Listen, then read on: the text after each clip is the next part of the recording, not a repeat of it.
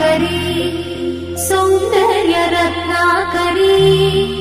निर्धूता किल पापनाशनकरी प्रत्यक्ष माहेश्वरी प्राणेयाचल वंश पावनकरी काशीपुराधीश्वरी